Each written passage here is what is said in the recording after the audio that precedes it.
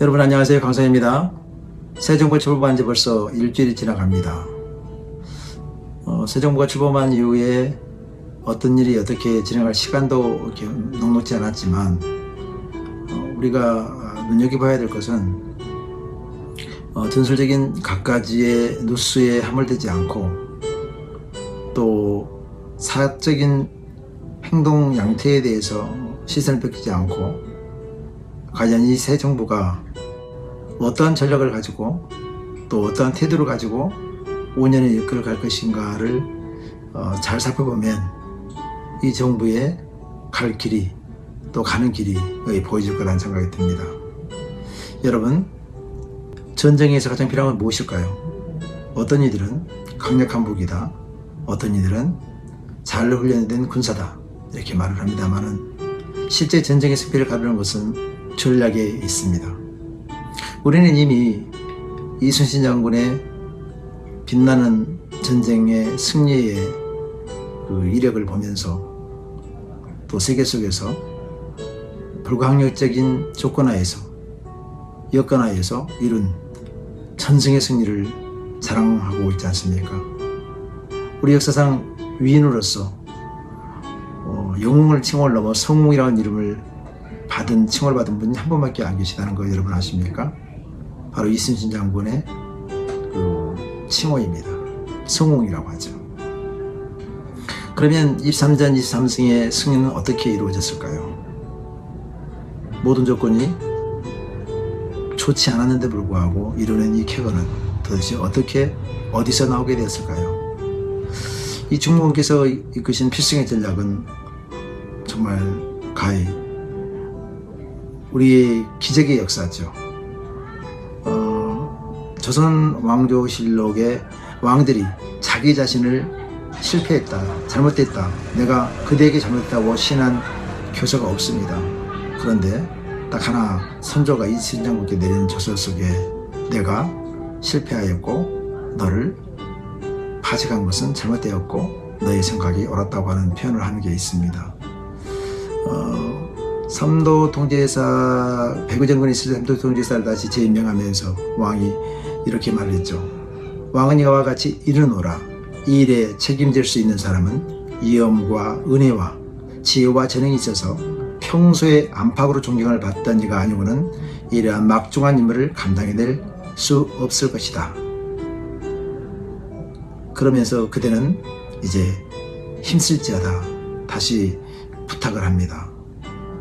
그렇죠. 이 충목의 필승의 전략은 자기 자신, 이 충목의 내면에 가지고 있는 태도에서 나온 것이죠.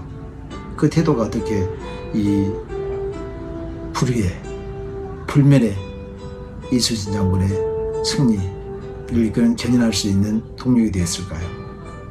우리는 예부적 조건에 의해서 살아갑니다. 그러나 위인들 또 이 땅 가운데서 주어진 사명의 역할을 감당한 분들은 보통 내면의 힘, 태도에서 바깥의 외부의 환경을 장악하고 돌파하는 힘이 있었던 것이죠. 그렇게 우리의 내부의 힘은 막강한 에너지가 되기도 합니다. 바로 그 점을 키우기 위해서는 많은 사색과 또 진리에 가까운 이야기들을 많이 이렇게 훈련받고 가야만 가능하겠죠. 참으로 바라보고 따라가야 할 일이 아닌가 싶습니다. 그런 패전하면 조선이 망할 것이요 백성의 고통은 크게 달 거란 절박감이 있었습니다. 그 절박감이 모든 궁극적인 해결을 가져왔다는 것이죠. 또한 그런 모든 조건들을 사실이란 실체적 언어를 사용합니다. 그 실체적 언어를 통해서 정보를 객관화하고 분석하고 할 수 있는 능력이 있었고 실전 상황 전에는 미리 가상전쟁화 시켜서 검토하고 보완하면서 반드시 이기는 전략을 세웠죠. 그리고 전장에 나가서는 실전에서는 대비한 전술을 가지고 순차적으로 질서 있게 군사들 앞에 서서 실제 행위자로 모든 것을 행동으로 옮겼기 때문에 승리할 수밖에 없었다. 이런 생각이 들고 또 그것이 객관적인 증명된 사실입니다. 그는 언제나 이기는 싸움을 했습니다. 이미 이기는 싸움을 한 거죠.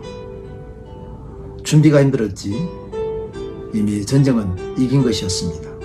그래서 전쟁 앞에서 그는 홀로 독전할 수 있었고 모든 군사들을 설득해서 전면에서 승리로 견인해낼 수 있는 정말 우리 민족의 위대한 구원자가 되었던 것입니다. 새 정부 출범이 벌써 일주일 넘었는데요. 이제는 제대로 일할 때가 되었고 그렇지만 또 서둘지 않기를 바라는 마음이 있습니다. 시간에 매이다 보면 성과에 매이게 되는 성과주의에 빠지게 됩니다. 왜냐하면 바라보는 사람들이 많잖아요. 정권을 치고 나면 막중한 책임이 있는데 그 책임을 해결해야 되는 것이 녹록지 않지 않습니까? 그리고 결과를 항상 열매를 보고 있지 않습니까? 그래서 집권 여당은 무척 빠르고 신속하게 일들을 처리해야 되는데 그것이 그렇게 마땅치 않을 것이라는 생각을 하게 됩니다. 그러면 어떻게 이 개인들의 욕망, 마치 예루살렘 골고다로 가는 길 가운데 많은 이들이 호산나 호산나 외치며 예수 그리스도를 받아들이죠. 영접하잖아요. 그런데 실제 그 안에 있는 제사장들은 그 소리를 겁내지 않았습니다. 왜냐하면 그 소리는 곧 잠잠해질 것이니까요. 예수가 각각의 백성이 가지고 있는 욕구를 다 충족시키지 않고 그에 가는 길이 그런 길이 아니라는 것을 그들은 알고 있었기 때문에 곧 배반할 것을 알았죠. 호산나를 외친 자들은 개인의 욕망에 사로잡혀서 현실적인 문제를 풀고자 하는 것이었기 때문에 쉽지가 않았습니다. 마치 우리도 정부를 향하여 뭔가 당장 해결해 줄 것을 요구하는 그런 무리, 실체가 없는 군중일지도 모르겠습니다. 착시를 하는 거죠, 정부도. 물론 그러한 소리는 있지만 그것을 일대일로 대응할 수 있는 방법은 없습니다. 그러면 어떻게 이 새 정부는 어떠한 태도를 견지하며 앞으로 산적해져 있는 남아있는 문제들을 풀어가야 할까요? 그동안은 개인적 그 자유에 기반한 경쟁을 유도하기도 하고 작은 정부를 추진하면 바라보면서 신자유주의 정치적 태도라고 하죠. 그런 태도 속에서 급격한 운동장이 기울어지는 현상이 나타난 거죠. 그 자유주의 경제 틀에 안에서는 그 내부적 균형 시스템이 이미 깨졌죠. 부의 균형추 역할을 해줄 수 있는 내부적 균형추의 작동이 불가능한 상황이었기 때문에 계층 간의 부의 불평등, 자산의 불평등이 험하게 나타나게 됩니다. 그야말로 부동산 버블로 거품 현상이 일어나면서 부의 편중이 부동산으로 다 통해서 일어나게 되지 않습니까? 우리 동네에만 해도 7천만 원짜리 그 빌라가 재개발되면서 16억이 되었거든요. 10년도 안 된 사이에. 그러니까 가지고 있는 사람은 고박이 10이 되기도 하고 없는 사람은 0의 고박이 아무것도 없는 것이죠. 그런 편중 현상이 나타나면서 부의 불균형, 불평등 상태가 과정되어 있잖아요. 근데 이것을 이 정부, 새 정부 또 다음 정부에서도 풀기는 어렵습니다. 왜냐하면 어쨌든 정치적 수단이 잘 이렇게 대책이 없거든요. 그리고 이를 어떻게 적용해가지고 소득과 재산의 양극화를 풀어내는 방법이 사실은 쉽지는 않습니다. 그래서 정부가 가지고 있는 태도는 무엇이 해야 될까 이렇게 제가 이렇게 코멘트를 한다면 그들이 물론 알겠지만 국민이 가지고 있는 문제에 대하여 자기화하는 거죠. 절실함을 갖는 거죠.